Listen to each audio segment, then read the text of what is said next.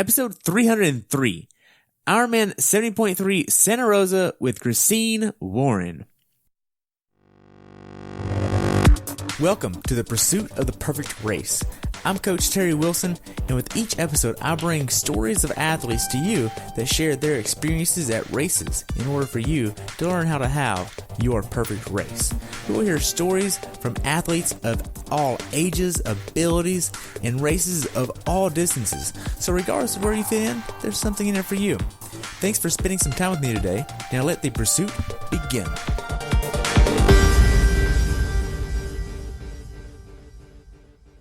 Hey everybody, welcome back to the pursuit of the perfect race. Today I'm talking with Christine Warren about her recent race at IRONMAN 70.3 Santa Rosa, where she had a time of 5 hours, 15 minutes, and 32 seconds. This race took place on July 27th, 2019, where the temperature was 52 and rose to 95 degrees. Welcome to the show, Christine. I look forward to talking to you about your race. Hi, thanks for having me. You're welcome. So why'd you want to do this race? This was your second one this year, right? Because you did Chattanooga and now you did this one? This was my third. I did Oceanside first and Chattanooga and then Santa Rosa. I heard it was a really beautiful course, and living in Orange County, it was something that was close enough that we could drive up. So it seemed like a good race to do. Nice. So you got your slot for Nice at Chattanooga. So I did. You don't have to worry about going there with this, because now then this was actually for Taupo, right? Yes. But you came up just a little short there. Were you disappointed with that, or did you want to go to Taupo? I definitely do. That's definitely on the to-do list. Yeah. Being one of the first races that was giving the slots away, I wasn't totally holding my breath. You always are a little bit hopeful, but I wasn't totally surprised. So it's okay. There's more races coming up. Okay. So let's go ahead and talk about the fun stuff. Why did you want to do this race versus another race? Because it's drivable, but there's so many other venues out there, and this is a split transition race, and not just by like a few miles. It's about like 40, 50 miles. Why do you want to do Santa Rosa? To be totally honest, I wasn't aware how much I don't know if it was an inconvenience, but how different the transition area was going to be. It was a little bit of a surprise when I got up there, but no, just being a close race, and like everybody said, they said the bike course is just absolutely gorgeous. Swimming in the lake is just, one of the best swims around this area. And the run is really flat. So it just seemed like a good race to go and see what I could do. Okay. So you've been in this sport for at least 2 years that I'm aware of. How long have you been doing triathlons? Yep. I was a little bit late to the game of triathlon. I'm 33, and this is my second year. My very first triathlon was September of 2017. So it's been just almost 2 years that I've been in the sport. Yep. Wow. Yeah. And you're being coached by Jared Evans, and that's with Triathlon Gold. How's that going? It's great. I knew pretty quickly when I did my first couple of races that I really wanted to get serious about triathlon. I loved it immediately, and I knew that I really wanted to dedicate myself more to my training and that I was going to need a coach. So I did try 2 other coaches last year, and it wasn't the best fit for me. And I feel really fortunate. I found Jared in October, and he only has a limited number of age group slots that he gives out, and he happened to have one coming available. So we spoke, and he looked at my training information, and I told him I was really, really interested in working with him, and luckily he gave me the spot. So it's been almost a year, I guess, now, and he's tough, but he's really a great coach. Tough? What do you mean? He really wants to challenge and push you to be your best. So the workouts are tough and the load is tough, but he always absolutely has his athletes' best interest in mind. So he's gonna he's going to be tough with you, but it's if you want to get to the top, he knows what he's doing. Okay. So let's go ahead and talk a little bit about your training here before we get into the weeds of the actual race here. What was your training like going into this race? I was able to get in a couple really good weeks of training before this. The first part of the year between Oceanside and Chattanooga was a little bit up and down for me. But after Chattanooga, I really didn't, I was able to get a good couple weeks in without any breaks. So, we had a good build up until, I guess, 2 weeks before the race. Actually, yeah, the toughest week was 3 weeks out from the race. And then I had a little bit lighter week 2 weeks before. And then I had a bit of a taper week the week of the race. Okay. So, what was your longest swim, bike, and run workouts going into this race? Longest swims were, I was doing about 5,000 or 5,500 yards 3 times a week in the pool. And on the bike, longest ride was 80 miles. And for the run, longest run was probably 12 miles. Okay. Now, I know we talked beforehand. You got up to 22 hours of training in 1 week. What would that look like? Like, that's a lot to be training as well as sleeping and eating and recovering and spending time with your husband, right? I think you're married. Yes. So, yeah. How does all that work? What does that look like? That was a tough week. Yeah, 22 hours is definitely getting up there for anybody, I think. That looked like Monday would be a bike and a swim day. Tuesdays were really tough day. It would be like a 2 or 2.5 hour power session on the trainer. And then in the evening would be a tough run with some intervals or a tempo thrown in. Wednesday was hard swim day with a recovery run in the evening. Thursday would be hard bike set again. Friday, hard track day in the morning, followed by swimming. Saturday is long ride, and Sunday is long run. And there's a couple weight sessions thrown into that as well. What kind of weight sessions are they? Well, depending on where I'm at in my cycle, depends on what kind of weights I'm doing. So, like starting next week when I go into next block, or, you know, if I'm at the beginning of a block, it's definitely more heavy lifting. And because it's always hard to find that balance of, okay, well, I need to do this weightlifting, but is it going to get in the way of my run? Am I going to be too sore the next day to perform the way that I have to on my, you know, bike set or run set? So it's always a fine line there. And, as we get closer to the races, it becomes more, I like to think of it as physical therapy based. So that becomes less with the actual weights and more body weight and more, things like the resistance bands or. So like prehab, basically. Yeah, definitely. Okay. So that's leading up to race day. It's less of the weights and more just keeping things balanced, I guess. Okay. Now you also work as well. What's this look like? I do freelance music work. So my schedule is always changing, which can be difficult to work in with training. But for the most part, I work Wednesday, Thursday, Friday evenings, and then I will have concerts Saturday and Sunday. It would be a Saturday evening and a Sunday afternoon. So it is great though, because it does afford me to be able to do my training in the morning. Right. Before I go to work.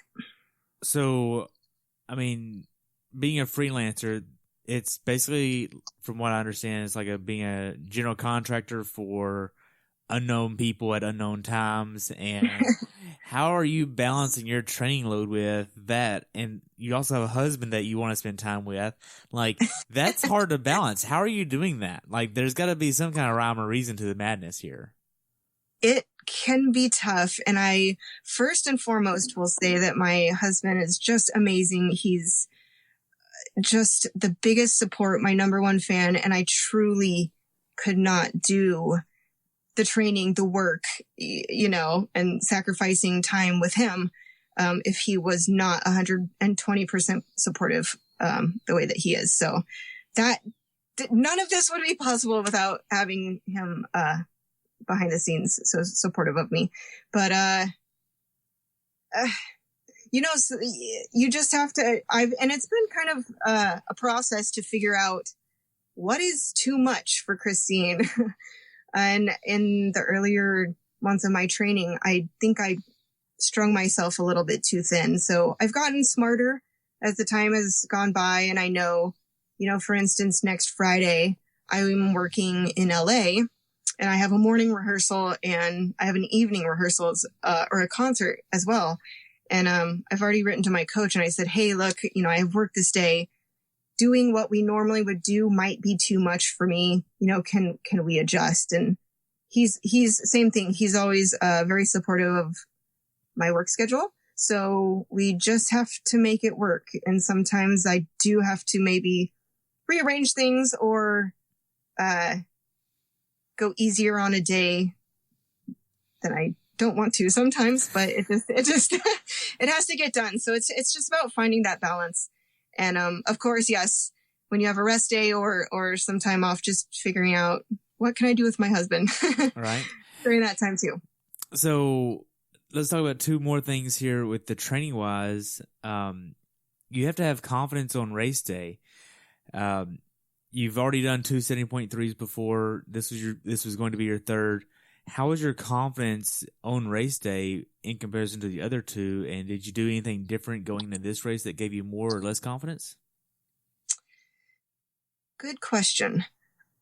I think for me, the first 2 races being my first 2, I remember feeling like I had absolutely no idea what I was doing, especially my very first one. I thought, man, I had some gold times, but I just thought, I just want to get through this and see what happens and end up at the finish line, hopefully.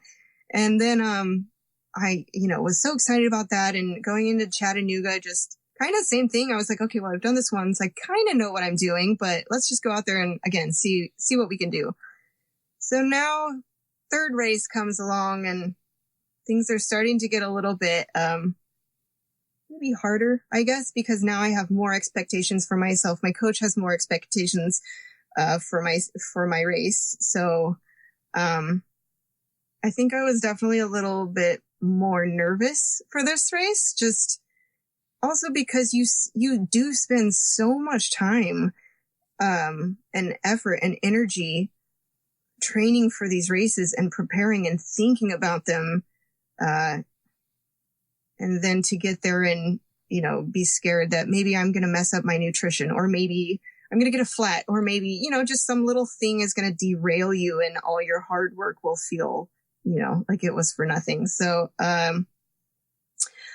I will say that I guess for confidence, I had been working really hard on my run for this race. So, and I had a great run. So I was really proud of myself there. So I was excited to get to the run, but I think in preparation for the race, I should have also, I was so consumed about working on my run that maybe I wasn't as present in my training for the swim and the bike. And I think that definitely showed up in the race because I didn't have my best swim. I didn't have my best bike. And I, in hindsight, told my coach, I felt distracted. But I had a great run. So, I wish in hindsight that I had been more present in my training in the swim and the bike the way that I was for my run training.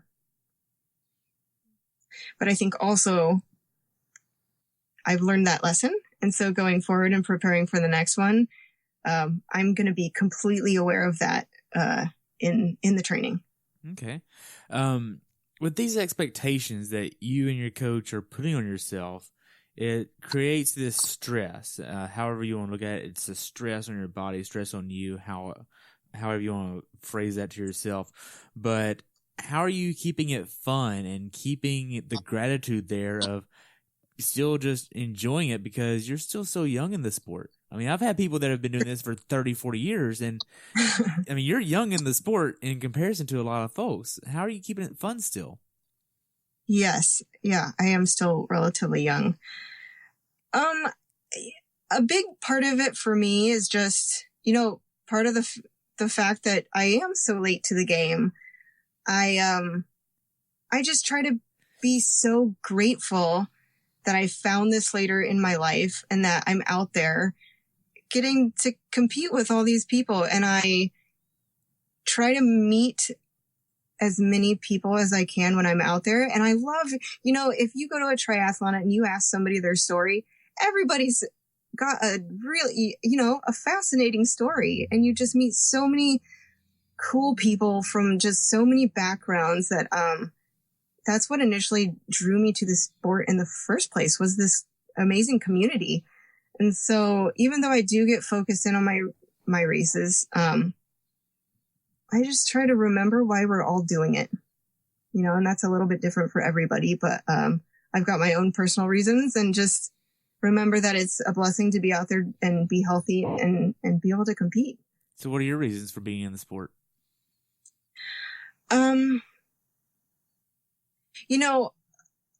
Coming from a profession that is so subjective, you can. I've gone to so many auditions with my music and for my music, and you can go and prepare and just work your ass off and play your heart out, and at the end of the day, it's not enough. That's not what they're looking for. You're just not a good fit for the orchestra or whatever the job may be. And, I'll never forget my first little 5K that I did, and I crossed the finish line and they gave me this medal. And I thought, oh my God, I earned this medal.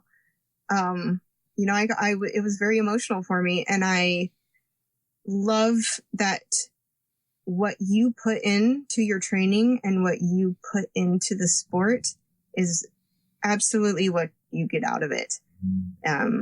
It's so objective compared to how music has been so subjective for me my whole life. So, I think that's the biggest thing for me.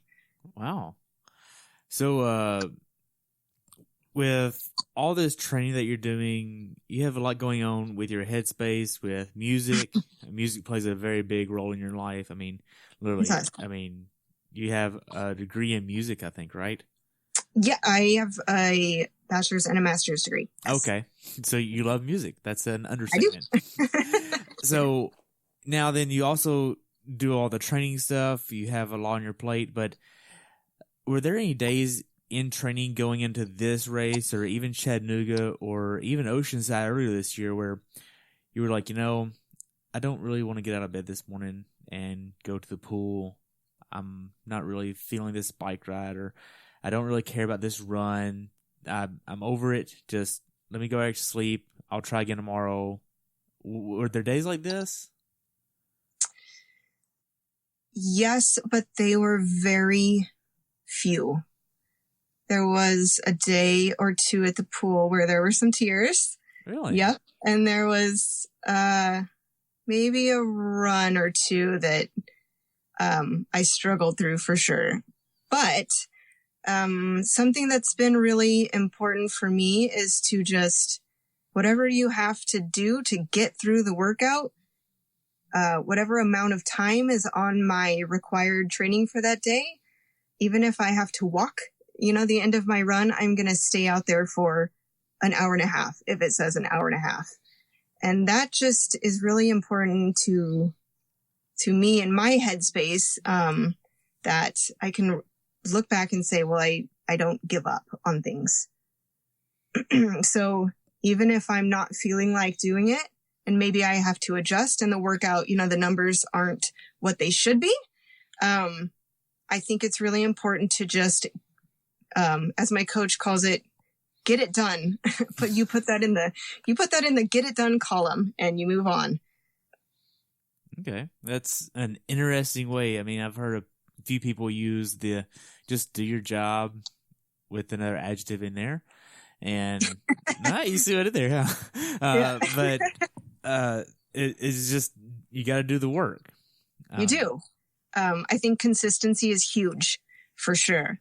So even if you don't feel like doing it, you have a cup of coffee and that's what it is for me, and you get it done. Yes. So let's talk about just general nutrition here, day-to-day nutrition. What's this like? Do you meal prep? I mean, train 22 hours a week, working, trying to save all the time you can. Do you meal prep or do you cook every meal? What's this like? Well, I am a big fan of one of the box meal companies called Green Chef. So they send me that, and it's 3 meals for 2 people, but my husband doesn't eat it because it's vegan food. So you're vegan? I'm a vegan. Really? Yes. Yeah. Yep. Absolutely. So that really helps me out a lot, because then I've got at least 3 dinners and 3 lunches. And then I do some meal prepping. I usually keep rice and quinoa cooked on hand, and just a ton of vegetables, always beans and stuff around. And I have a couple go-to things that I always try to have on hand in case I don't feel like cooking. Okay. So let's talk about being vegan. Yeah. I think I saw this somewhere on your Instagram feed. Why are you vegan in the first place? Well, I was vegetarian a lot of years ago, for many years. And then I actually went through a phase where I went back to eating meat, and then it just never settled with me. So I became vegetarian again. And then it's probably been 2 or 3 years now. I went and I got certified in nutrition, in fitness nutrition, and then in plant-based nutrition. And it was just this huge rabbit hole that once I got going, I just kept reading, and I couldn't get enough. And just through my studies and what I learned about the meat and dairy industry, and really just the effect that it has in your body, I just decided, you know what? I can do without dairy. And what do you mean? What did you find out about the dairy industry? Oh, just you don't have to give me the whole spew on it, just the Cliff Notes version. It's fine. Sure, the Cliff Notes. No, just the negative impact that it has on our earth, and you know, the way that the animals are treated. That's definitely important to me. And then just the effect that it has in your body. And I was having some issues such as, you know, congestion and skin problems, and I just thought, wow, you know, maybe cutting dairy will help these things. And sure enough, I mean, I've never looked back. A lot of my symptoms have totally cleared up. Wow, that's pretty awesome. Ditching dairy. Yeah. So how long have you been vegan this time? I believe... Do you have like a date on record where you had your last piece of bacon? No, you know, because it wasn't cold turkey for me.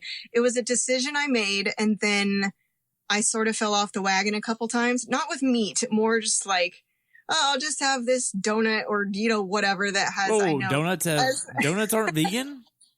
I'm pretty sure they have milk in them, or eggs, or yeah, no, they're not vegan.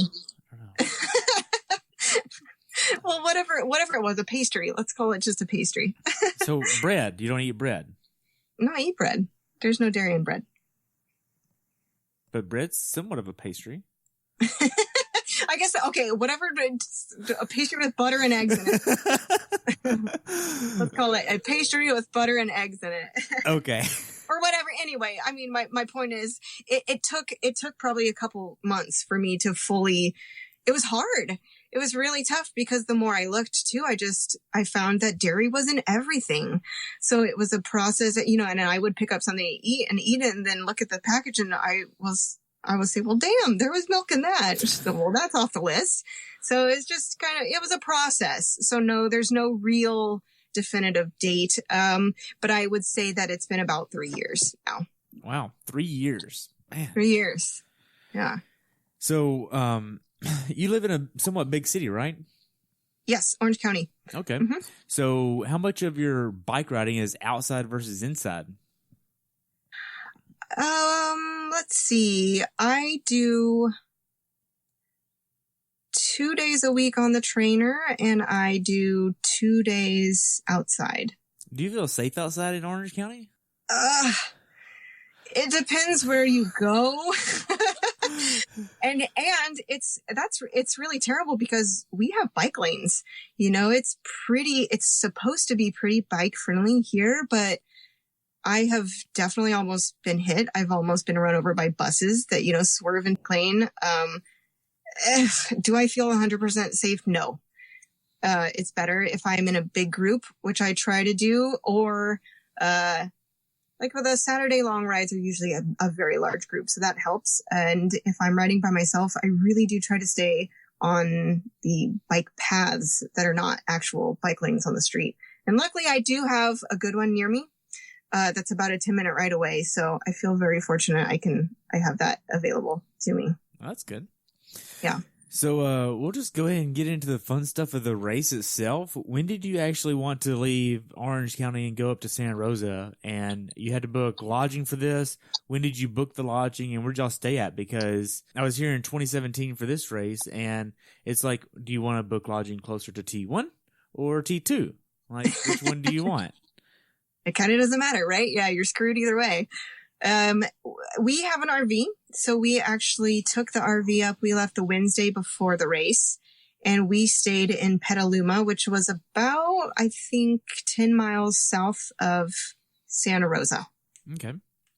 Yeah, so that's what we did. So with the RV, did y'all drive up to the, I'm trying to think, T1? Because if you did, like, that's a big hill for an RV to go up. No, yeah, we did not do that. Okay. No.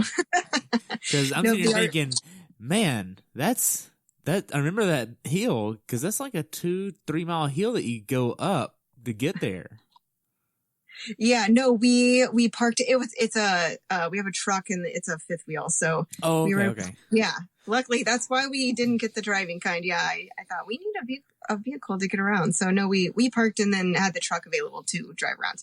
Okay, Gotcha. Because you say RV, and I'm like, oh my gosh, you got that 60-foot long thing with a big old no, not windows. that fancy. Nope. No. Okay. So yeah, you get there on Wednesday, you said? Yes. Okay. So you've done Chattanooga, Oceanside.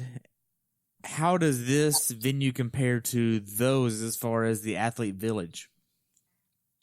I think it was a little bit smaller. I think the race in general was a bit smaller. Chattanooga was a huge race. I think they said there was, the second most amount of people. No, it was the most. Oh, it was? Okay. Yeah, it was 4,000 athletes. Yeah, and that was a big athlete village. Oceanside, and then, that's the first race of the season, and a lot of people go, so that was bigger as well. But it was still good. Still a lot of venues there. Okay. Athlete check-in, and then what did you think about the athlete check-in, and what did you do for bike drop-off? Athlete check-in was very easy. I've not had a problem at any of them. They've always gone pretty smoothly. The lines never take too long, more than, 20 minutes to get through. And then they did have tri-bike transport available, but since we had the truck and I had not done the race before, I really wanted to see the transition area and see the lake and see, really helps me. If I can't visualize something before I do it, it just really stresses me out. So I'm one of those people that has to go and see everything that I'm doing. So, we took the truck up there, and, I actually, rode the bike around up there, a little bit around transition area before I racked it. The only thing that was tough, the parking up there was a little bit rough. You had to park way up the hill. Mm-hmm. So then you have to walk down the hill, and then I forgot something in the car. So I had to walk back up the hill and then come back. And then, I think this is better described as a mountain. Yes, the mountainside. Because like it's steep and it's long. Like, yeah, I forgot something. Oh, well, Yep. yeah. See you later. And then if you go all the way down from transition area down to the lake to see the water, that's a hill in itself. It is. Yes. So I think that's about a quarter mile at least. I'd say There at was least a a lot. quarter mile. I probably climbed between all the walking I did. Yeah, probably a mile. A good mile that day. Gosh. So the day before the race, what did you try to get in for breakfast, lunch, and dinner? Being that you're vegan, you probably have a certain meal plan you want to do. What's this look like for you? Breakfasts are always pretty much the same for me. It's one of a couple things. I've become a big fan of toast with almond butter or nut butter and jam some days, or a fresh banana sliced on there. So that's my go-to. I think that's what I did that morning. What did I do for lunch? I eat a lot of same stuff in different combinations. So still just, salads with beans, rice. I think I did try to eat more. I ate more cereal that day. Maybe. Like dry cereal? Dry, yeah, just with like almond milk or something as a snack. I was thinking about maybe getting in some extra calories and maybe some of those white refined products just for a little extra fuel. Like white rice? Yeah, white bread, white rice, stuff that I normally wouldn't eat. Like what did I have for dinner? I should have written that down. It hasn't even been a week. I know. What did I eat? Probably, I'm going to have to ask my husband. I really don't remember what I ate. It's fine. I don't know. So you have two different transitions here. What were you trying to put in your bags here for this race? Yeah, it was a little bit different. This was the first time for me that I had done a race that was using the bag racks. So you couldn't have anything, you couldn't forget anything. You had to make sure that all of that stuff was in your transition bags or you didn't have it.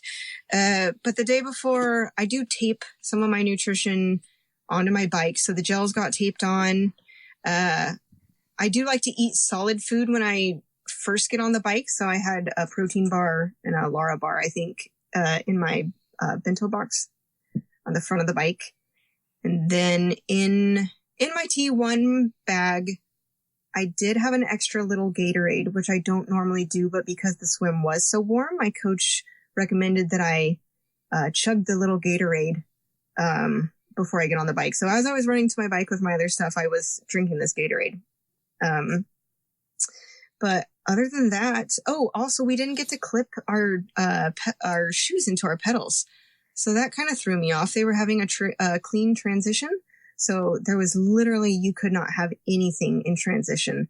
So that meant having to have your bike shoes, you had to carry them to the bike. So that's what I did. I didn't run in them. I ran to my bike and then put them on and then ran with them, to the mountain line. So I guess that was it. Just helmet, bike shoes, and the Gatorade. Okay. For T1. And then T2, you just had your run shoes, cap, T2, sunglasses, race belt, and some extra gels. Okay. Yep, that was it. All right. The day before the race, y'all was sleeping in the RV. How did you sleep? Did you have to go to bed at a certain time? What's this look like? I try to get myself adjusted to the time. So the week of a race, I try to start waking up earlier, and I'll just do it like one day at a time. I'll wake up 1 hour earlier, 1 hour earlier, 1 hour earlier, so that at least 2 days before the race, I'm trying to get up by 5 o'clock at least, earlier if I have to. So, it was pretty good. I got a good 9 hours 2 nights before the race, because I always assume that race night, you're going to have maybe a little bit of jitters and not sleep as well. So I always try to get an extra good night 2 nights before the race. But I slept pretty well. I think I maybe got 7 hours, and my husband was really sweet. He slept on the pull-out couch so that I could get a really good night's sleep. So that was sweet of him. So that was okay there. He gave up sleeping in the bed for you. He did. He's so sweet. Yes. Oh my goodness. I think he probably just wanted to play on his phone a little bit more. Yeah, or watch TV or something. I think I went to bed at 8:45, 9:00.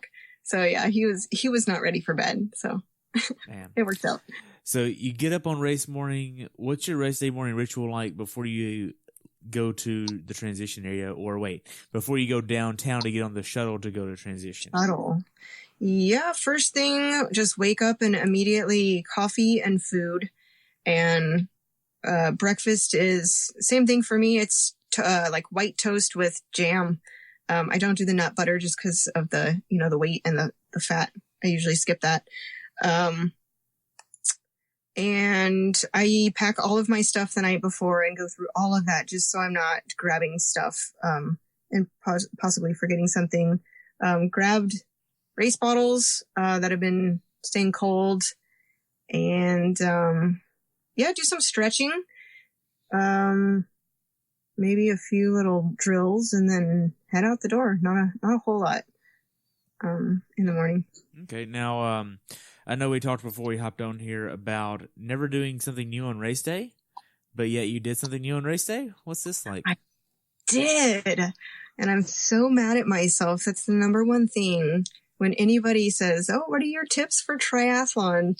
Never race in something that you have not tried before. I always say that. Yeah. I did wear a new kit on race day, and my thinking behind that was that, well, I've worn this company's kits forever, and I thought, well, this tri-suit will just be the same as the other tri-suits, but that was not the case.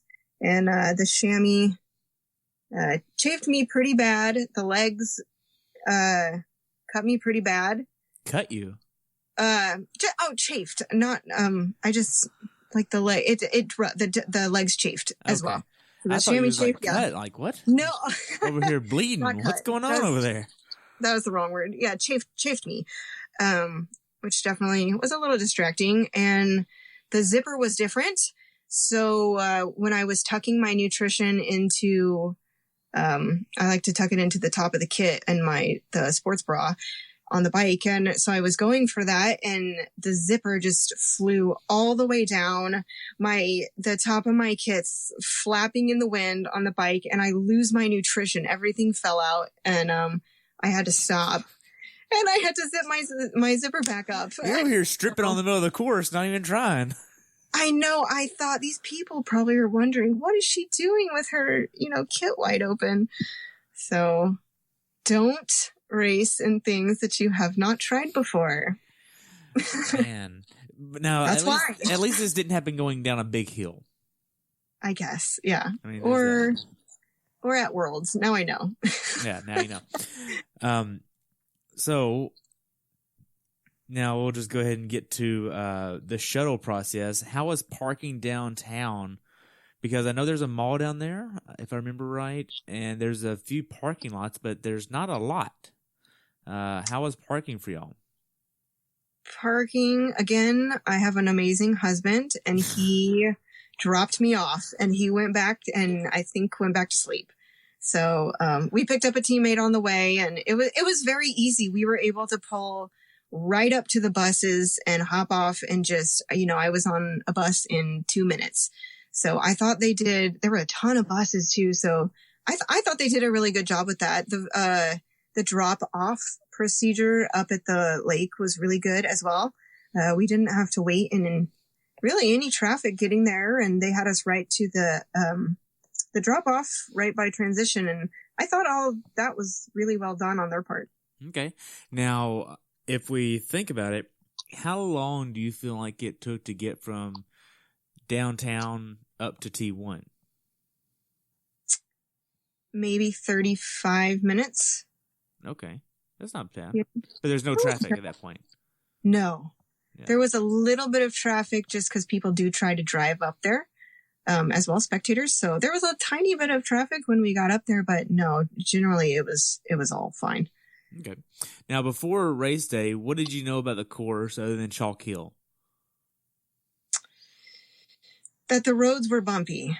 That was the number one concern from everybody that I heard that had done the race. But I had just heard that the lake was really beautiful, though there was the chance. I always get nervous that they're going to cancel the swim as they did last year due to fog. So I was definitely worried about that because I enjoy doing the swim part. And that the run was nice and shady and flat. Okay. Now, knowing that it's bumpy, you get to transition and you're putting, what is it, 90 PSI and 85 PSI on your wheels? Yes. And we also decided to do tubeless tires, kind of for that. Yeah, for that reason, just because everybody, and I did see a lot of flats out there and a lot of junk on the road, rattling and bouncing off of people's bikes. I lost something off my bike as well. So what'd you lose? I lost the top to my my box, the box that goes behind the seat there. The QR? Yes, the QR box. So I had luckily I had like a can of, I think it was like Pit Stop or something in there, but I did have CO2 cartridges, and those fell out and the top of my box came off. And there was a lady, this really sweet lady behind me, and she rides that we kind of been playing cat and mouse and, going back and forth. And I felt so bad. I thought, oh God, I hope that didn't, get in her way or hit her bike. But she pulls up next to me after that. She said, I would have stopped and got your stuff, but it shattered. Oh no. And I thought, oh God, don't stop and get my stuff. Don't do that. But that was really sweet of her. Yeah. So I lost something as well. Yeah. So those roads were quite bumpy. Man. So, other than that, you get up to the transition area. What's the atmosphere like in transition for you? And how do you set up your transition area here, being that it's a clean transition? Yeah. I went over in my head 50 times, the day before or the morning of, okay, what's the process? We just make sure that I had everything that I needed.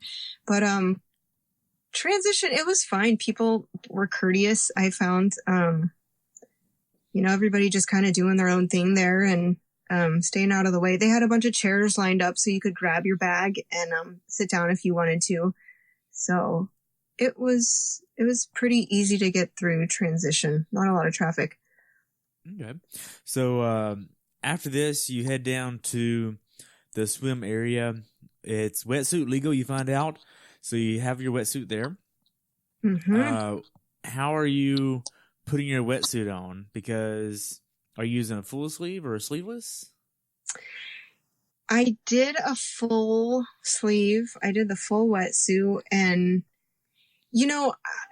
that was a hard decision for me because I did a race last year that was about the same temperature and I just got fried. I run a little bit hot, I feel like, anyway. So I in talking to my coach, I told him that I was worried about really just getting overheated and how that was going to set me up for the rest of the day. And he said, well, it's such a big advantage. You really want to wear it. And that's why we talked about the Gatorade and other stuff you could do to sort of combat that. So I did wear the full suit and I was hot. So that's definitely a thought, something I might think about in the future is trying a sleeveless. Okay. So I know Chattanooga's swim was cut short. So now you actually get to do the full swim. That's in a decently calm area versus Oceanside. Yes. Because Oceanside is far from an easy swim or a calm swim, put it that way. Were you excited about this? Yeah, I think so. Because this is going to be like your first real fair swim of the year. Sure. Yep. Yeah, and a good chance to practice, hopefully drafting, practice your sighting, and hopefully have a good, solid, fast swim. Mm-hmm. Okay. What's the atmosphere down there like on the boat ramp? Because if I remember right, if you kind of think of the boat ramp, you're almost in like a fishbowl. Like, there's people up the mountain that can see you up by the road, and then people up the boat ramp can all look down on you as well. What's this like for you? I always find people just to be in good spirits. And I ended up talking to a couple, spectators and a couple other athletes. And I always enjoy, just meeting whoever I'm going to be swimming next to and talking about the race. And it's always enjoyable for me. Okay. Did you and Jared talk about how to execute the swim, bike, and run, and kind of some goals for the day as far as heart rate or power or pace or RPE, heart rate? What's this like? In races, we don't really use power and heart rate a lot. Okay. I'm still learning. We're both still learning a lot about how I race and, what I'm going to do, what numbers I can put out, under these race situations. So, he's kind of just like, go, go, go. So stay in the moment and race. Stay in the moment. That's it. Exactly. He told me after the race, I have to start practicing getting into the race mentality of racing hard all the time, just staying present. And it's hard for 5+ hours. Well, that's why you gotta go faster so that way you're out there for like 4 hours. Right? I mean, is that the idea? Yeah. No, so he's just, you should get out of the swim and be at your arms. You should be tired and, then get off the bike and figure out how am I going to get this run done? And you just get it done. And, so no, he really just wants us to go as best we can, as hard as we can. Man. So, you get your wetsuit on, the gun goes off. Where are you seated at? And how does the first few hundred yards of the swim go? I seed myself usually in the 27 to 30 time. So I was a bit closer to the front. I think I was probably in the water within 10 minutes of the first group going off. And after doing 2 races out, I used to get very nervous about the swim starts. But I think all 3 of the races that I have done with Ironman, these 70.3s, have been the rolling start. I've never done one of those massive age group starts. So that has kind of alleviated some of the nervousness. I really enjoy those. But the first couple hundred yards is just settling, getting your brain to calm down, finding your breath. That's a huge thing for me in the swim, is just getting control of my breath right from the get-go. There have been several races earlier in the year, last year, where I just blew myself up and lost total control of my breath. And then I felt like I never recovered from that on the swim. So it's kind of finding that line of, okay, you obviously got to get out there. I mean, you got to set the tone, you got to set the pace, and then maintain that. Without, for me, just totally blowing my heart into the sky at the very beginning. Okay. What's the water feel like for you? Is it nasty, murky water? Can you see the bottom? Does it taste good? Is it nasty? What's this like? No, I didn't think it was nasty. Especially after swimming in salt water as much as I do, it was pleasant. I got a mouthful and thought, oh, thank God, this isn't like nasty ocean water. That's great. So no, I thought it tasted fine. I was definitely, from the minute I got in, I thought, ooh, this is warm. So for me, I like a little bit of a cooler swim, but, I didn't think it was too murky. The sun was kind of coming up, luckily, on our left shoulder. So any sighting we were doing was fine. It was a little bit foggy that day, so maybe the first couple buoys were a little bit tough to find. But once we turned that first corner, it was pretty short distance to get to that first buoy. After that, everything was fine. The sighting with the buoys was fine, and it was clear water. I don't think I could see the bottom though. But the entry and exit were really nice. They did a good job. It was like a black foamy thing into the water, and foamy thing, foaminess pad. I'm not really sure what it was. It wasn't a carpet. It was like a black foamy material. Anyway, it was nice. It was nice on the feet. Okay. But, yeah, the swim, I thought, the quality of the lake, I thought it was nice. Only for me, I would have liked it colder, but that was it. Okay. What's some advice that you give someone to be aware of next year if they do this swim? What would you tell them?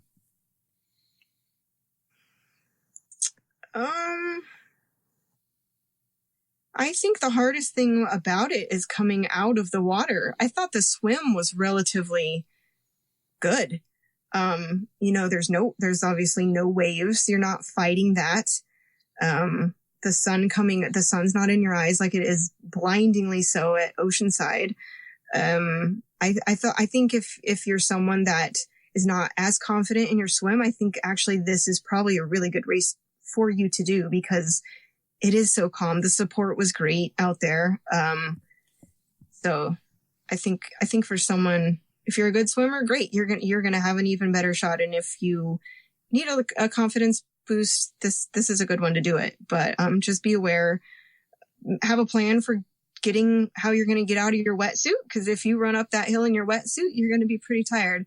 So I guess and pace yourself and just have a plan, I guess, getting out of the water and are you getting stripped and what you're going to do at the top and what you need.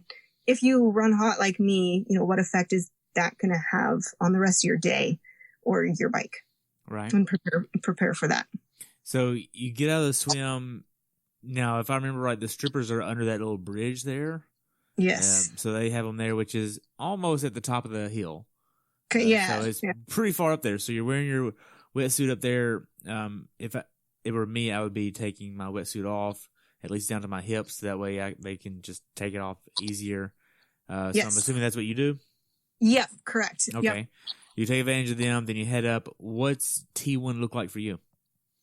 T1, it was pretty quiet since I had swam sort of near the front. So yeah, just ran in and I had to remember you have to put all of your swim stuff into the bag.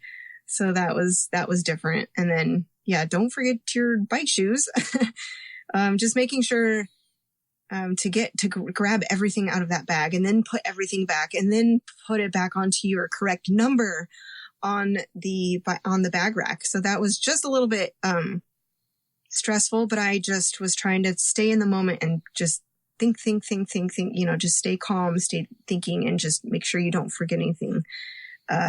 So I grabbed all my stuff, put the helmet on, carried my shoes to my bike.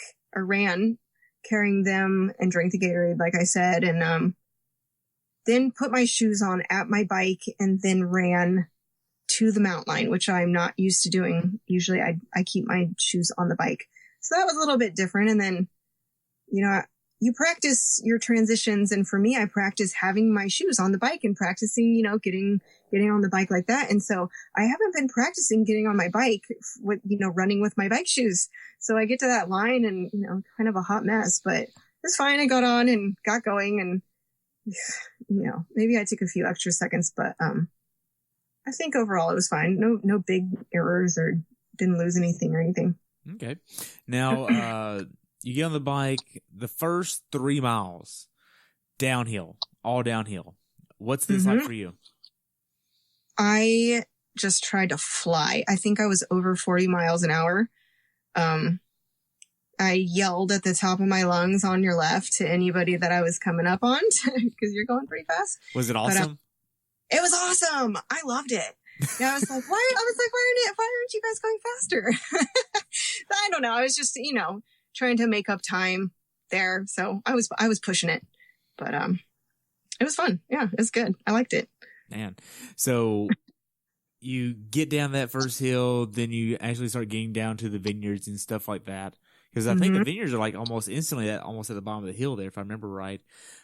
What's this like for you on the course here? What do you see other than the vineyards and athletes? What's this like for you? Oh, I don't know if I looked up much on that front half of that course.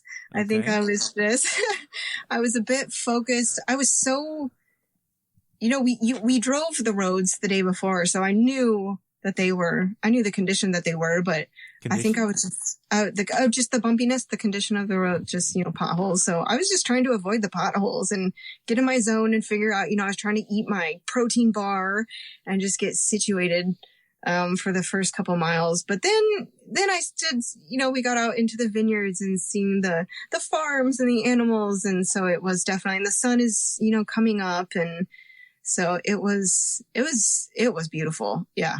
It was everything that everybody said. It was a really gorgeous course. Okay. You said you saw a lot of flats. About how many flats do you feel like you saw? Gosh, I probably saw between 10 and 15 flats. Wow. Which that's a lot. Yeah, so to put that in perspective, a 34-minute swim, 39 minutes with transition. So you're getting on the bike course at about 40 minutes. So over the 40 minutes, and then you're not going slow. You're going pretty quick, and you're seeing some of these faster age groupers with getting flats. That's who you're seeing. You're not seeing the back of the packers with flats. Which, yeah, there were probably more of those as well. But I kid you not, the bridge that's right as you come out of that big bridge over the lake, right as you come out, I saw a guy already had a flat and he was walking his bike back to transition. I mean, the flat that like right out of the gate, there was a flat. And, just wait, I remember thinking, oh my God, there's another one. There's another one. Maybe they weren't all flats. Maybe somebody had mechanical or dropped a chain or something. I witnessed a guy drop his chain. So, and then the poor guy, he must have fixed it and he passed me. And then something happened to him and he had to pull over again. So it just seemed like a mechanical race. Man. So, this course is known for Chalk Hill Road. Was it really as bad as people make it out to be? I don't think so. Everybody's going to hate me for saying that, but I didn't think so. It was pretty shady. It was bumpy, but, no, I didn't think it was, anything out of the ordinary, I guess. Okay. Now, with the bike, with your issue that you had with losing nutrition, when did that happen? That happened pretty early on. That was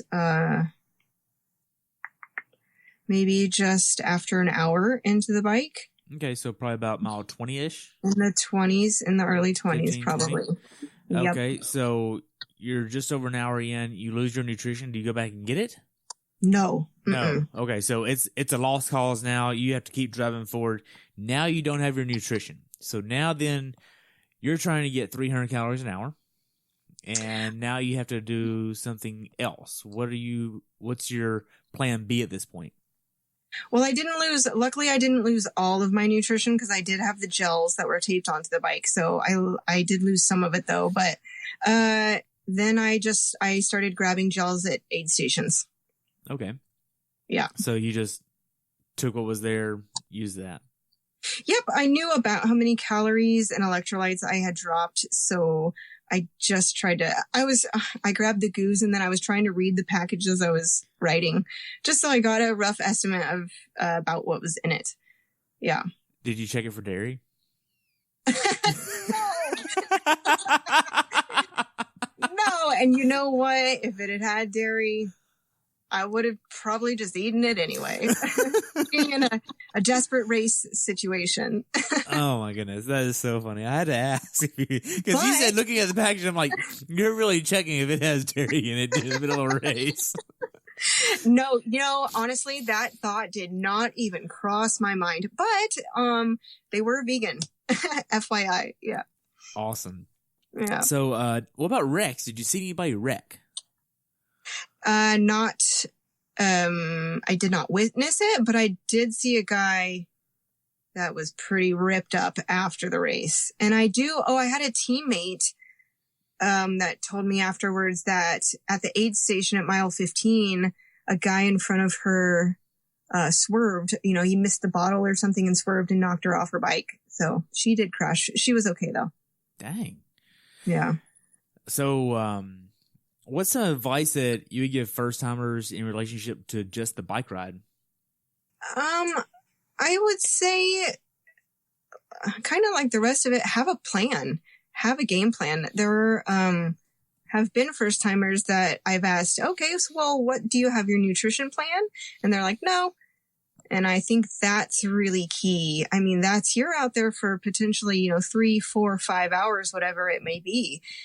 So I'd say absolutely know what the weather is going to be. And if you can, carry more than you need and know what's in your bottles. And, like if you drop something, what are you going to do? Know what's on the course, and know what you can grab. And yeah, if you have dietary restrictions, know what's in those products so that you're not having issues out there on the course. But I think just know your game plan. So you're not out there wondering what you're going to do in a situation. And then have a plan B in case shit hits the fan. Absolutely. Yep. So, as far as the bike ride goes, usually about mile 35, 45. You've been on the bike for a little over 2 hours now, but yet you still have so long to go, it seems like. How are you holding up mentally here? It's funny that you should ask that, because there has definitely been a moment. I don't know about Oceanside because I was just, I was a scatterbrain that whole race, but definitely at Chattanooga and definitely at this race, I did have a moment where I thought, I'm tired, and that basically was it around mile 33, 34. And I thought, gosh, I'm tired. And, in that moment, I gave myself about 10 seconds to just sort of regroup, I guess. And then I thought, no, you don't, if you want to, be competitive, you got to go hard. You got to just keep going. So you just have to find either whatever your power words are, or your why, or your motivation, or know what in that moment is going to help you get going again. So what did you think about? I thought about my coach, I thought about, okay, sitting there on that tracker, wondering what I'm doing. Thought about my husband watching me, thinking the same thing. Don't want to let those people down. And just, that you got to keep pushing. Basically, I was like, I want this. I want to go fast. I want to go hard. I want to be competitive. I have these goals. I was trying to hold 20 miles an hour at this race, but I missed it by a little bit. But I thought, you're not going to get there if you stop. And same thing that I think about in the training when I don't want to do it. You're not a quitter. You're just going to do it. And you have to dig in and do it, even if it's uncomfortable. Right. So, the aid stations, they're all on the right side of the road. They have water, Gatorade, some nutrition products there. How are these manned, and were these appropriate to the course? Meaning, like, they're not in the middle of an uphill or the middle of a downhill. Like, what's this like? I thought they did a really good job. I didn't find any problems with getting to them or them being on inclines or anything. I thought, yeah, they had a good amount of product, water, and they would you had more than one chance to get it, so if you missed, there was a couple times I missed something, like a water bottle, or if you go for it and drop it, you have another chance at the end. They had more water, which was nice. So it's like, okay, well, if you screw that up, you've got another shot at the end. I don't pay attention, I don't spend a lot of time unless it's absolutely necessary. I try to use my own nutrition, so I don't plan on actually using any nutrition on the bike, even though I had to on this particular course. Okay. So the last few miles of the bike ride, you're getting back into town. There's a few railroad tracks here, if I remember right. What's this like getting back into town? Because it's curvy. You're getting ready to get off the bike. Are you trying to raise your cadence, lower your power? What's this all like? they had talked about these turns in the pre-race meeting, so I was expecting them to be worse than they were, but I didn't think they were that bad. They did a good job. They had a lot of police on the course, which was nice. So the traffic, I didn't have any issues with traffic. The only thing that was a little tricky is it came down to one lane.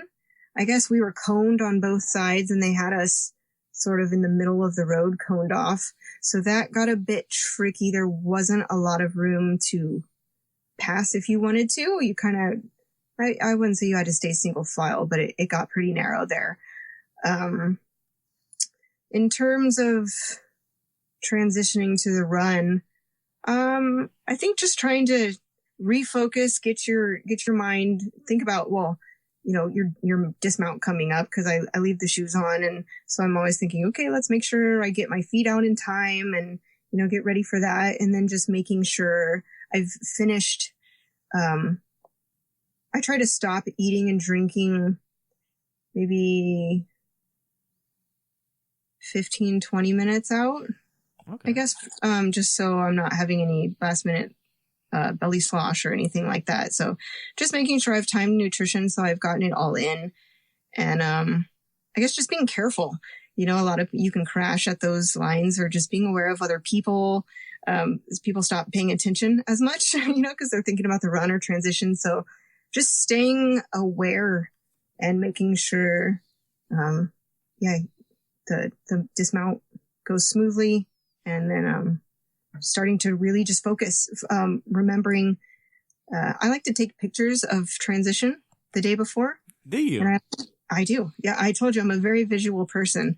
So I take pictures of everything. So I'm trying to for me, going into that bike spot, I'm trying to visualize what that picture looked like. And I know, you know, so I know where I'm going to go and put my bike.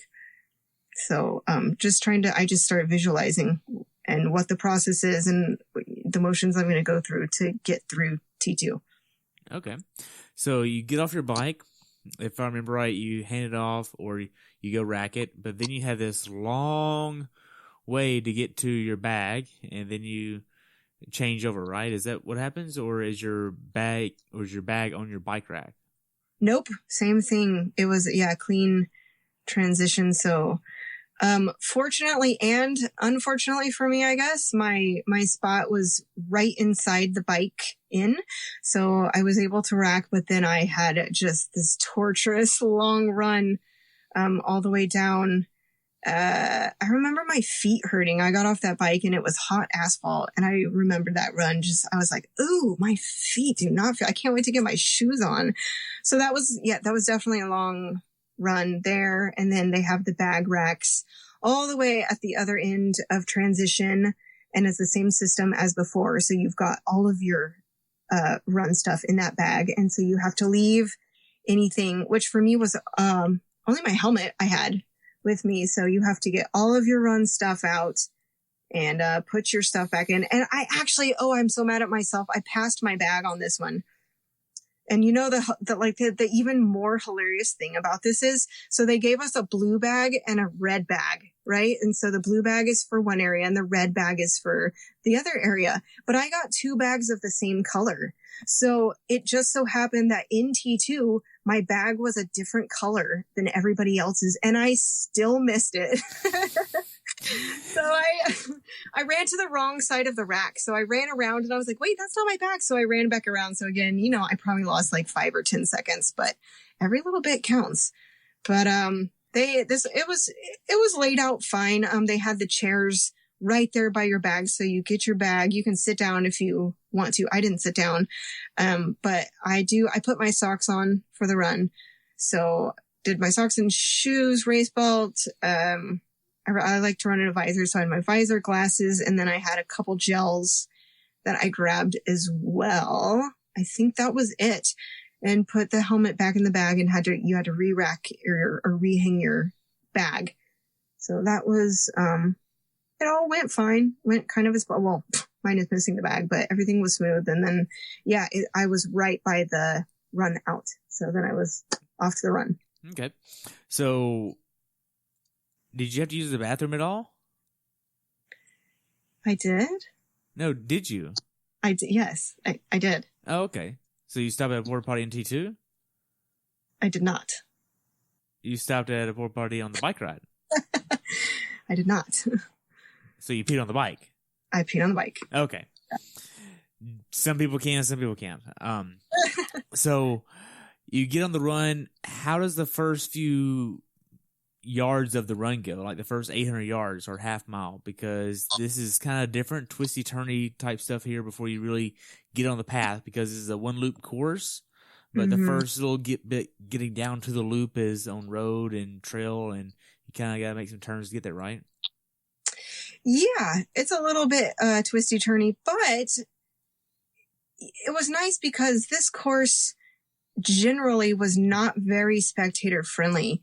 There was a couple turns on the bike that maybe a couple people were out, but for the most part, you don't see a lot of people. So it was nice coming out of transition. There were a ton of people there and, a lot of support. So that I thought made it just helps, even if they're not your support, it's still nice to have people see people and have them cheering for you and say, you're looking great. I think somebody yelled, oh, looking good, number blah, blah, blah. It's like that. People don't know how much that helps. So I enjoyed that aspect of it. And, same thing as the others. It's just getting settled. And I think that's something that I'm definitely working on is, not getting distracted, just staying present, in the first part of the run. As you're asking about it, I really hardly remember because I think I was distracted, like making sure my my race belt was connected, and I was putting gels away and just like looking at my watch, trying to find my pace. And yeah, I was just very, I think, in my head that first part of the run, but there was nothing like with the twisty turnies of the bike. There was nothing that was too treacherous. Okay. Now, you really want to have a good run here. So you're aiming for like a 7:15 pace? 7:30 pace? Somewhere in that I think range? I really on this run wanted to run under a 140 and I just missed it. I ran a 141. So yeah, if I could, I was aiming to keep it, maybe 740, 730 being the goal. Yeah. Okay. That was the goal. But I like I said, I think I was off by just a bit. Okay. So, if we take a look at miles 2 through 8 on the run course, what's this look like? You're going from concrete to a little bit dirt packed on this trail. There's a little out and back section within this. You pass a few aid stations. You start getting into a groove. What's all this like? Yeah. They did a good job. There was the transitions. You were hopping over up and down some curbs, but they had people there saying, please, watch the curb. Don't trip on the curb. So there was a little bit of that, but they do such a good job marking it and having people yelling at you so you don't trip or miss it.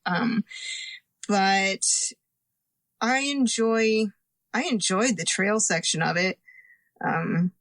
I just think it's a little bit easier under the feet, and it was quite shady.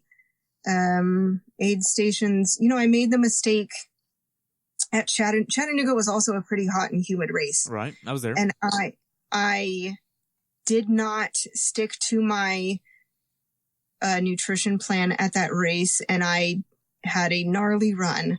That's a wonderful way to describe a run. A gnarly run. It was a gnarly run. Yeah. I got to one point on that run and just had the chills, and I was just like, oh, this is not happening. So I learned a lot from that race. So the minute, I got to that aid station, you kind of have to assess on a personal basis what your body needs. So, but I knew I have to drink something. So I thought, okay, I'm feeling really, I started the run out solid. The legs were feeling good. I was in a good mind space. I was feeling pretty good about it. So, but I thought I have to drink something. So I think I started out with Gatorade and water, just to make sure that I was staying hydrated. And then any chance that I got, I grabbed ice. for sure. That's like a lifesaver. Because this is 95 degrees at the hottest part of the day here. That's hot. That's really hot. I don't know if it was quite that warm when I was out there, but it was definitely getting warm. Yeah, if we compare that to Chattanooga was 66 and only rose to 85 that day. So, that's a huge difference. It is. And it's funny because in my mind, because I was so unprepared, Chattanooga felt so much hotter than this race to me. You know, everybody was saying after the race, oh my gosh, it was so hot. And I thought, it wasn't that bad. But I did such a better job because of how terribly I had prepared for Chattanooga. So I every single aid station, whether I thought I needed it or not, because that was the mistake I made, was, waiting. And then all of a sudden you feel just like shit. And so I was like, well, that's not going to happen this time. So I just made sure, even if I was feeling good, water, Gatorade, ice in the front and the back of the kit and also in my mouth. And when I needed it, I also would pour water on my head. So from my perspective, putting all that ice and water on you, that's just going to go down to your shoes. That's going to get your feet wet. Feet wet is going to give you blisters. Blisters is not fun. Did you have blisters here? I've never had a problem with that. Maybe I don't pour a ton on, I guess. But no, I've never had that problem. Okay. Luckily, I guess not going to. That's all I think about it. That's the reason I don't pour water on me, is because I don't want there to be like water in my shoes to get blisters. So I got nothing there. Well, I'll definitely keep that in mind, though. I mean, that's a good thought. Especially if you're ever going to do a full. I don't know. We'll see. So after this point, you're feeling pretty good, but you're going to the aid stations, getting Gatorade, water, ice, and more ice. Mm-hmm. How are you feeling at mile 9? Usually mile 9, rather than 4 miles, almost 4 miles done. How's this feeling for you?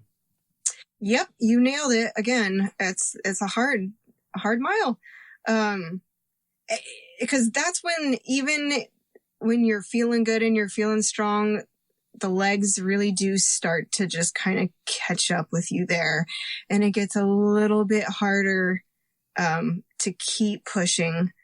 So, something that helps me, and I really hope it's not annoying to other people, is that if I start to feel bad, I'll start to cheer on other people as I pass them.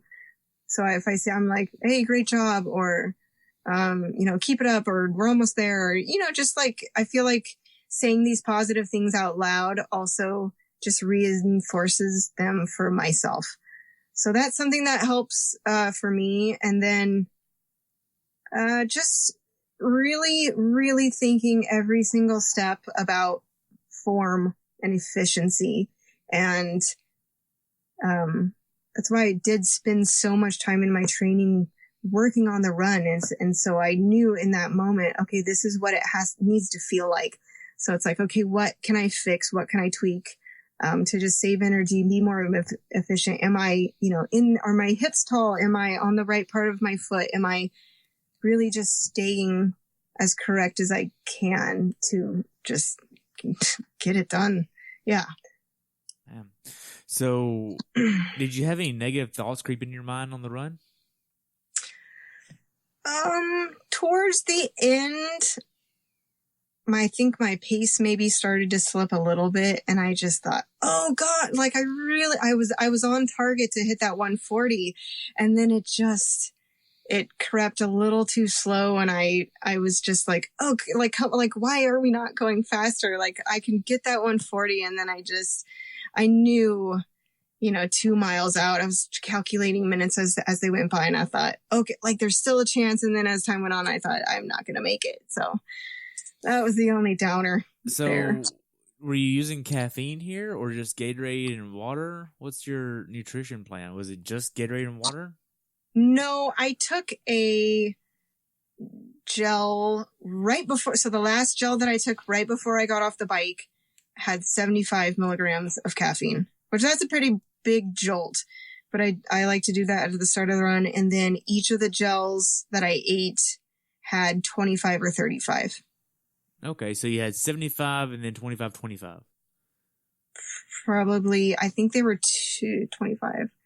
Yeah, 25, 35 maybe. Okay. Did this not give you enough of a kick that you wanted? Or could you feel like, did this like give you a bad feeling, like you were shaking or not able to concentrate or bloating or upset stomach, anything like that? I think for this race, I actually did a pretty good job with the nutrition, but I will say that those other things have definitely happened to me in other races. So that's why I was extra careful. I have had a race where I had too much caffeine early on and I felt nauseous the entire race. And I have had a race that I had GI distress from gels, but this run went fairly well. Okay. Tell me about how it felt to get under a mile left with this run. What do you see? What do you feel? What's the crowd support like? What's this like? Ooh, I always know about two, yeah, and definitely the last mile. It's like, okay, we did this. Like this, I'm gonna finish, and it's gonna be fine. Because the last mile is free. It's yeah, and then you can. So then it comes down to just like everything you've got, and then just waiting for that time when you're like, okay, here comes the kick, but don't start the kick too soon. Yeah. So you're like waiting to sort of time the kick. And, yeah, it's just, man, it's such a, happy seems like a stupid word for it, but it's so happy. You're just like, oh my God, I just did this entire freaking race. And, yeah, you get to be done and you get to cross the finish line and God, just like join everybody and be on that race high. So it's just, yeah, it's an incredible feeling. Man. So with this last little bit, knowing that you're going to kick, did you kick too much or too soon at Chattanooga? I don't think I had much kick left in me at Chattanooga. So I was pretty wasted when I got done with that race. I think I kicked maybe like the last 50 yards, but that was about it for Chattanooga. Yeah. This race I had a bit more in me. Okay. So was this a PR for you? It definitely was the run. I PR'd my run by 5 minutes. So that was huge for me. Interestingly, I set a power record on my bike, but I had a faster time at Chattanooga. So, yeah, you had a faster time at Chattanooga, but there was also a shorter swim. Oh, I meant just the bike. Oh, just the bike. Okay. Just the bike. Yeah. Okay. So that was interesting. But this swim was about this. This was not my best swim for this race. Okay. So after you finished, what'd you do next? I sat down. Was your husband there? He was there. He loves to take photos. So he is always at the finish line, sort of capturing those, the run in. And man, yeah, I kicked it pretty hard this race. So I sometimes I can walk away, but this race I sat down and a really nice lady brought me a towel. So I just, I sat and cooled off for a couple minutes, but, yeah, then I went and got my picture taken, in front of the Ironman thing and, found my husband. They had really good food. They had this vegan, they had paella and they had a vegan. Paella? What? Oh my gosh. You need to go have paella. It's a Spanish dish and it's this rice dish and it's, with saffron in it. So it's this lovely yellow color and, and it has all these, grilled vegetables in it. They had a chicken one. They had some meat ones for other people, but I was so happy that they had a vegan one. So I had 2 bowls of that. Oh my goodness. So that's what I did. Yeah. What else did I do? Yeah, just, we had some friends that had come to the race and we had some friends that had done a relay. So they were all done and hanging out. So I just, went and found some teammates, hung out with friends, found my husband, kind of chatted, hung out, and yeah, just enjoyed my high. Nice. So looking back on it, how well prepared for this race do you feel like you were? I feel like I was very prepared, especially compared to the first two that I did.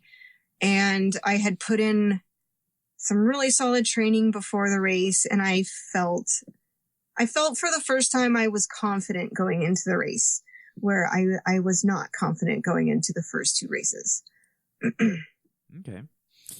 Now, what's some advice that you would give someone that hasn't done this race course before, but it's going to do it next year? I would say go up early and make sure you have a good idea of the layout of everything, because it definitely was an added stress. I don't know if they'll do the bag racking and the clean transitions next year, but I mean, even if they don't, the logistics of the transitions being so far apart, and having to just have everything so dialed in and so planned, just make sure you have a really good, race plan and idea what you're going to do when you're going to get up. Make sure you get to the buses on time. No, it takes a while to get up there. But I think that's just it. The logistic, just know the logistics and what you're in for so that you don't get up there and you're surprised. And like, what the hell? I didn't know, these were 40 miles apart or whatever it was. Right. I was surprised the most about the rental Airbnbs or VRBOs, whatever. None of them had air conditioning. Yes. Like, yeah, we had friends staying in one, and they were smart though. I don't know how they knew to do this, but they took a bunch of fans up there. But yeah, theirs didn't have AC either. Like, so what's going on with these weirdos? Why don't you have air conditioning? Everybody in Texas has central heat and air. Oh, that's part of the house. You don't get a house with, we're just going to put heat in it. Yeah, I grew up in Houston. That would be, you would die. You'd never make it. Mm-mm. Yeah, you're going to die. It's going to get up to 90 degrees in your house. We talked to some of the locals, and they said, because we asked about that, and they said he said these temperatures are just wild. He said it usually doesn't get above the low 80s here. So they're just experiencing warmer temperatures like a lot of us. Put air conditioning in your house. That's the solution. I agree. I agree. So what is something that you learned about yourself through this race experience?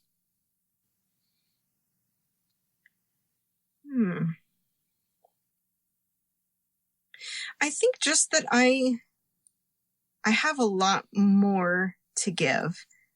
And I'm really just getting started, and I'm trying to remember that, yes, I am still young in the sport, and this is only my third race, and I'm trying to give myself a little bit of credit, but at the same time, I know that there's a lot more left. And so it's kind of exciting just to think about, taking those next steps and finding those next levels and those darker places, and really get in there and start pushing myself, I think. Okay. So if you could change one thing about your race to make it a better race, what would you change?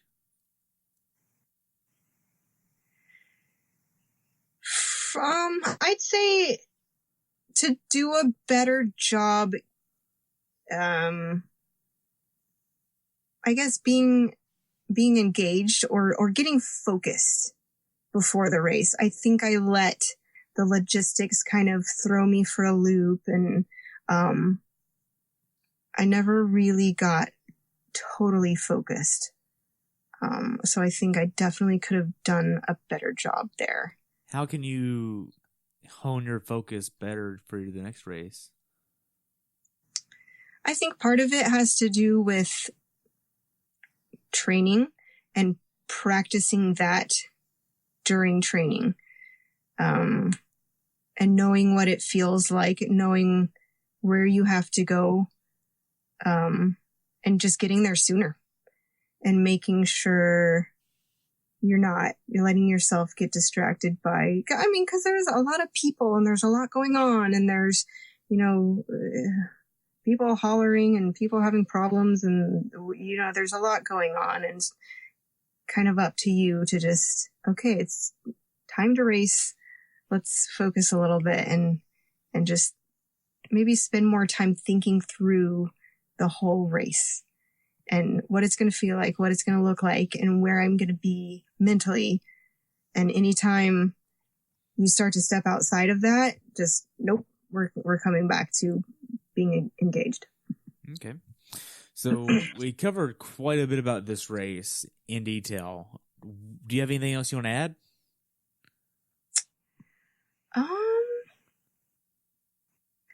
No, maybe only that despite the bumpy roads, I think it's a fun race if you haven't done it. It's gorgeous. If you like wine, it's a fantastic racecation to do because you can stay up there and go wine tasting, or they even have breweries up there. It's a really fun little California town, and it was a good race. Is wine vegan approved? I'm not a big drinker, so I maybe had a little bit of wine, but yes, it is. It's vegan approved. But I'm not a big drinker. Okay. So I know you've only been in this sport for just a little bit. What races are on your bucket list? Like all of them? I don't know.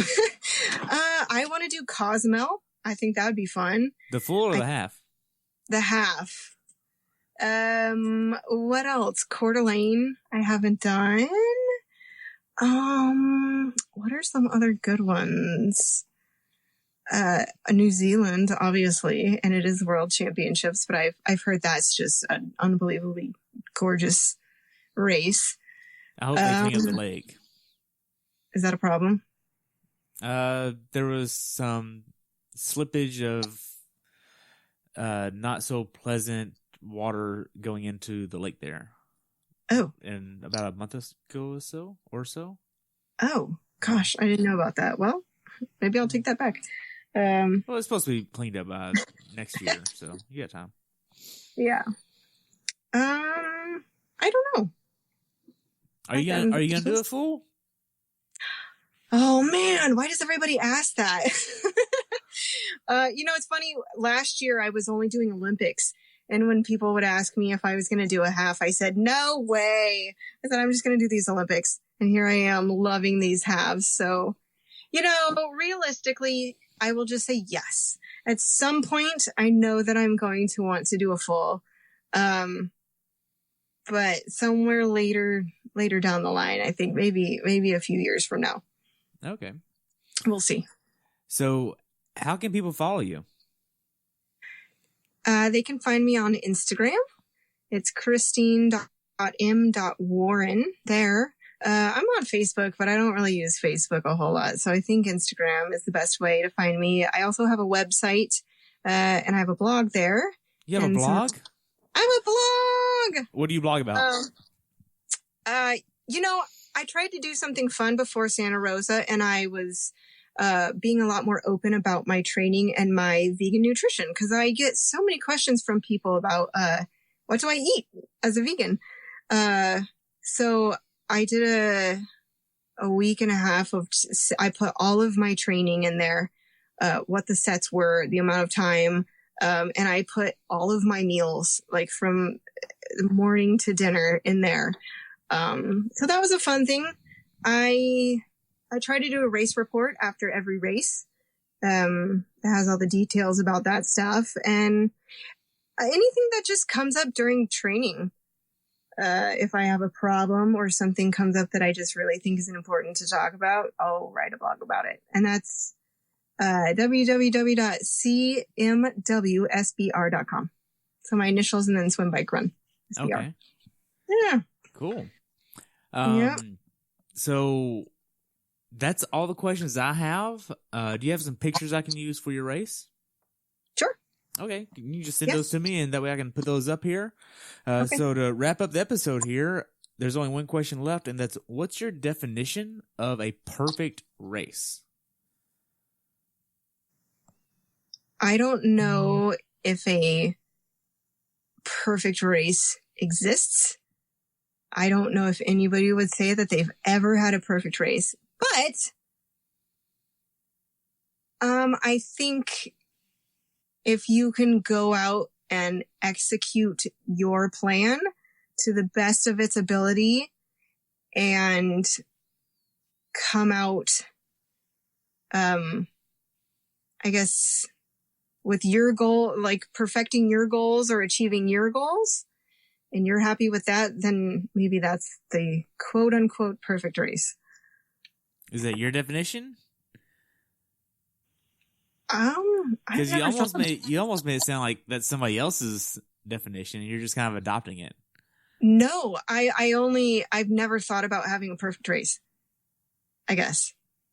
So in this moment, I think if you can go out and you execute your plan and you can achieve your goals on that day, on that race, then that's as close as you're going to get to a perfect race.